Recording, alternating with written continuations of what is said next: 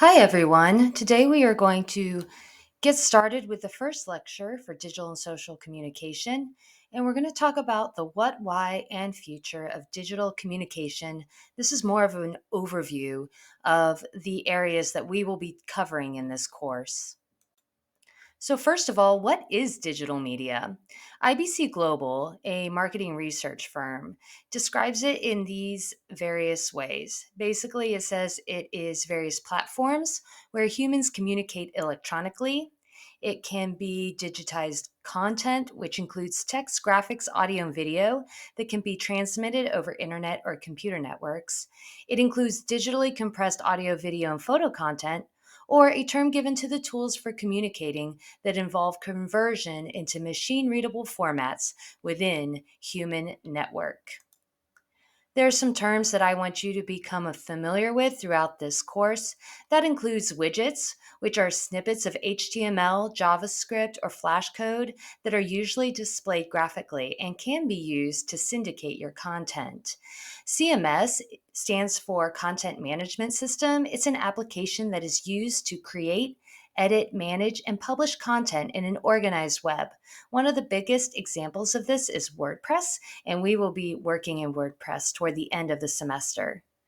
I also want to talk to you about code. We will not be learning code in this class, but it is not a bad thing to know how to look up or how to use behind the scenes on a website in order to fix problems that you might not be able to fix right on the surface.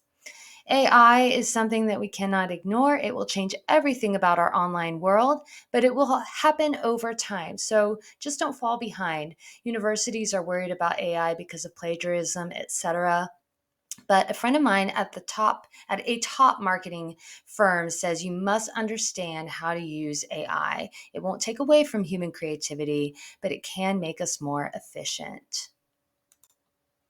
Other key terms that we'll be discussing include SEO, search engine optimization, a set of practices designed to improve the appearance and positioning of web pages in organic search results. AI is going to make this easier, but also you're going to have to start working on thinking about how to ask AI to do the right thing. Apps are, of course, those little icons on your phone. They are applications, software that you download to a mobile device, generally, sometimes a computer, that allow you to connect with an organization or perform a function or run your social media. Keywords are the words or phrases that people type into search engines to find what they're looking for. People are doing this more in a question format than they used to. So that is what you want to think about when you're designing your website. How can the keywords on your page answer people's questions? Landing pages are like your home pages for your website. It's what a person is exposed to many times the first way they're exposed to your organization or company. So you really want to think about how that looks, the branding, and what it allows people to do and the satisfaction they get from it. RSS feeds they stand for really simple syndication. An RSS feed is a file that contains information that allows you to syndicate information across the internet. And then social media platform management is an important thing to know about in this field. There are a couple different programs that do it well. That includes Hootsuite, Sprout Social, Sendable, eClincher. It allows you to basically run all your social media from a single platform and to look at analytics and what is performing well. So they're very helpful. In order to become a good digital communicator, we have to understand media consumer psychology. This is from an article known as The Modern Consumer in Cyberspace, and it is telling us that the internet is creating a more complex customer. Social media has changed purchasing behaviors, so we must create diversified and customer appealing internet content strategies. And we must understand where consumers are spending most of their time in cyberspace. You don't want to design an Instagram campaign for your brand if that is not where your target audience is going to be found.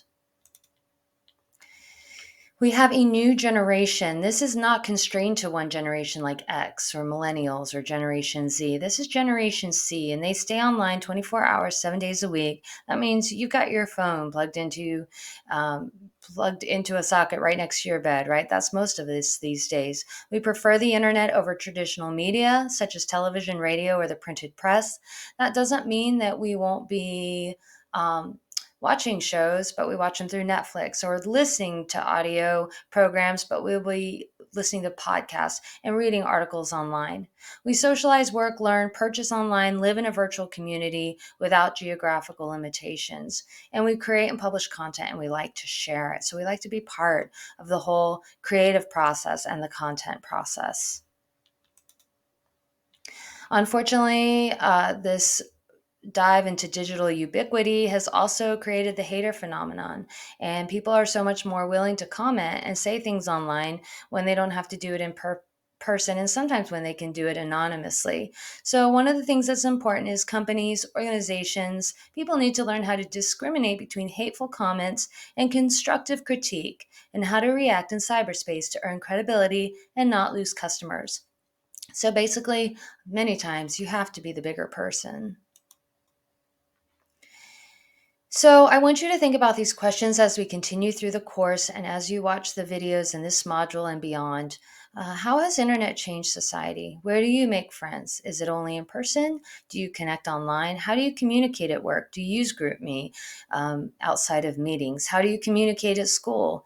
Do you prefer to do Zoom instead of meeting in person? What is your preferred method for talking to a boss? You're more willing to email them your issues than to to set up a meeting?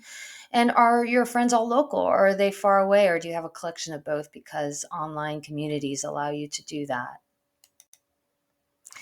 And one of the articles will talk about this, but I want you to continue to think about it through this semester. How will AI change our field of communication? How do you use it now? Will you use it in the future? And what should it do and not do for us? Where do we draw the line?